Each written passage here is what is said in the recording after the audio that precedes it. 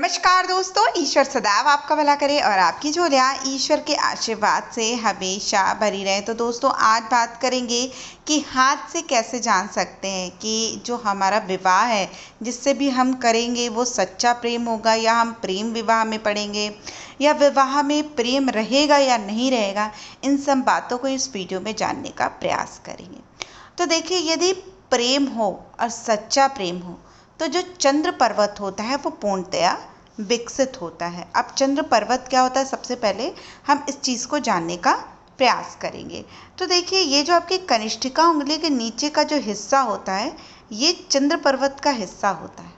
यदि ये उभरा हुआ हो, अच्छा हो, मोटा हो, उठा हुआ हो तो ऐसे लोगों को सच्चे प्रेम की प्राप्ति होती है। लेकिन इसमें जाल नहीं होने चाहिए, क्रॉस के निशान नहीं होने चाहिए।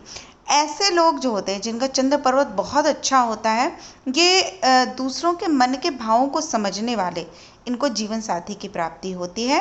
और साथ ही साथ यदि जो आपकी विवाह रेखा है वो अच्छी है, सीधी है, तो ऐसे व्यक्ति का जो जीवन साथी होता है वो उससे बहुत ज़्यादा प्यार करने वाला होता है और कभी कभी प्रेम विवाह भी देखा जाता है।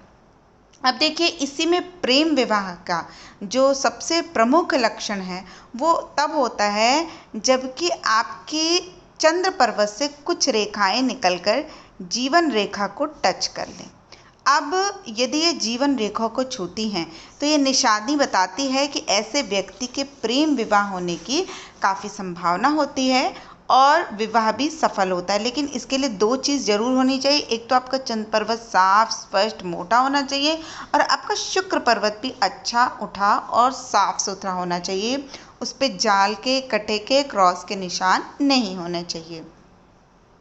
लेकिन यदि यही रेखाएं, मतलब चंद्र पर्वत से कोई रेखा निकलकर शुक्र पर्वत तक पहुंच जाए तो ये बहुत अच्छी नहीं होती। इसमें कितनी बार, बहुत बार प्रेम होते हैं, या आप कह सकते हैं फिजिकल रिलेशन बहुत बार बनते हैं ऐसे लोगों के, और सच्चे प्रेम की उतनी प्राप्ति नहीं होती जितना कि वो रेखा जो केवल चंद्र पर्वत से निकलकर जीवन रेखा तक के लाइन को टच करती है।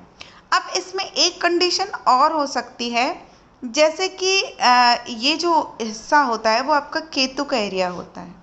तो चंद्र पर्वत से कोई रेखा निकलकर केतु पर्वत तक ही आए और जीवन रेखा को ना छुए तो भी थोड़ा संभल का प्रेम करना चाहिए।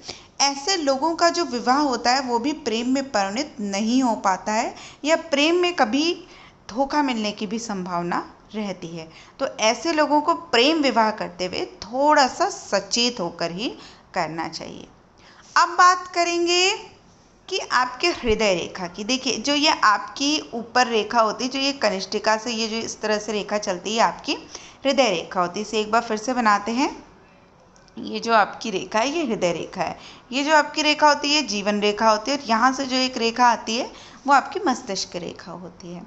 अब देखिए, जो आपकी हृदय रेखा है वहाँ से यदि कोई रेखा नीचे की ओर जाकर मस्तिष्क रेखा को काटे, इस तरह से यहाँ से निकलकर रेखाएं मस्तिष्क रेखाएं को काटे, तो और रेखाएं काफ़ी मोटी हों और जीवन रेखा पर भी छोटी छोटी रेखाएं जो हैं वो नीचे की ओर जाएं, अर्थात ऐसे ऐसे इस तरह से नीचे की ओर जा रही हैं, तो प्रेम विवाह बहुत मुश्किल से टिकता है ऐसे लोगों का। ऐसे लोगों को प्रेम विवाह बहुत सोच समझ कर ही करना चाहिए, अन्यथा प्रेम में धोखा मिलने की बहुत ज़्यादा संभावना ऐसे लोगों को होती है।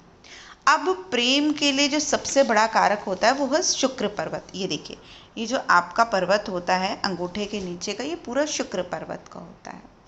अब यदि आपके शुक्र पर्वत पे कोई भी तिल है, काला तिल आ जाता है, कहीं पर भी कोई काला तिल आ जाए अगर आपके हाथ में, तो इस तरह का जो तिल होता है वो बताता है कि जीवन साथी जो मिलेगा वो नहीं होगा जिससे आपको प्रेम था। अर्थात प्रेम तो होगा, विवाह भी हो सकता है, प्रेम विवाह भी हो सकता है, लेकिन पहले वाले पार्टनर से, मतलब जो आपका पहला प्रेमी होगा, उससे विवाह की संभावना को थोड़ा कम कर देता है। और साथ ही साथ यदि इसी पर्वत पे यदि जाल बन जाए, जैसे कि इस तरह से जाल जैसी संरचना, ये तो मैंने बहुत बड़ी बनाई है, हाथ पे तो छोटी छोटी रेखाओं को आप देखेंगे इस तरह से जाल जैसी आकृति बन रही है, तो इस तरह की जो रेखाएं होती हैं वो बताती हैं कि जिससे प्रेम होगा उसको जीवन साथी बनाने में बहुत ज़्यादा प्रयास करने पड़ेंगे और बहुत कठिनाइयों का सामना करना पड़ेगा। अब बात करेंगे ऐसे हाथ की जिसमें प्रेम विवाह बड़े स्पष्ट रूप से आप देख सकते हैं, और वो जो रेखा होती है विशेष रूप से बृहस्पति की रेखा होती है। देखिए, बृहस्पति की जो रेखा होती है बृहस्पति पे, वो सच्चे प्रेम की निशानी होती है। अब बृहस्पति की उंगली कौन सी होती है? ये जो आपकी तर्जनी उंगली होती है आपकी बृहस्पति की उंगली होती है, और इसका जो ये पर्वत होता है जो इसके नीचे होता है ये बृहस्पति का पर्वत होता है। यदि इसकी जो उंगली है इसके टिप पे कोई भी लाल या भूरा तिल ना हो, बृहस्पति की उंगली झुकती हुई ना हो अर्थात सीधी हो, और बृहस्पति का जो ये पर्वत है ये काफ़ी अच्छा सही मतलब बहुत ज़्यादा उभरा नहीं हो, अच्छा उभरा हुआ हो, और इस पे एक हल्का सा भी क्रॉस का निशान हो। देखिए, क्रॉस का निशान सिर्फ दो ही जगह अच्छा होता है, एक बृहस्पति पर्वत पर और आपके जो मिस्टिक क्रॉस होता है, ये दो क्रॉस ही अच्छे होते हैं, बाकी कहीं भी क्रॉस का निशान अच्छा नहीं होता। तो यदि आपकी जो बृहस्पति की उंगली उस पर कोई तिल ना हो, बृहस्पति पर्वत पे कोई तिल ना हो, खासकर काला लाल या भूरा तिल नहीं हो, बृहस्पति की उंगली झुकती नहीं हो, बृहस्पति का पर्वत दबा हुआ ना हो, और बृहस्पति के पर्वत पे हल्का सा क्रॉस का निशान हो, तो ये बहुत अच्छा होता है। आपको जिससे प्रेम होगा उससे आपके विवाह की संभावना बहुत ज़्यादा बढ़ जाती है, और साथ ही साथ आपकी जो शादी की विवाह की जो रेखा है वो अच्छी लंबी सीधी गहरी हो, तो ये बताती है कि आपका जो विवाह होगा वो प्रेम विवाह में परिणित होगा, और ये जो प्रेम विवाह होगा उससे आपको लाभ भी मिलेगा, क्योंकि बृहस्पति एक शुभ ग्रह है, विवाह का मुख्य रूप से कारक है। तो बृहस्पति जो देता है तो एक अच्छा रिश्ता देता है, और रिश्ता टूटने भी नहीं देता है। तो दोस्तों, आशा करती हूँ आपको हमारी आज की दी हुई जानकारी पसंद आई होगी। ऐसे ही रोचक जानकारी के लिए कृपया आप हमारे चैनल को लाइक, सब्सक्राइब और शेयर अवश्य करें। तब तक के लिए दोस्तों, नमस्कार।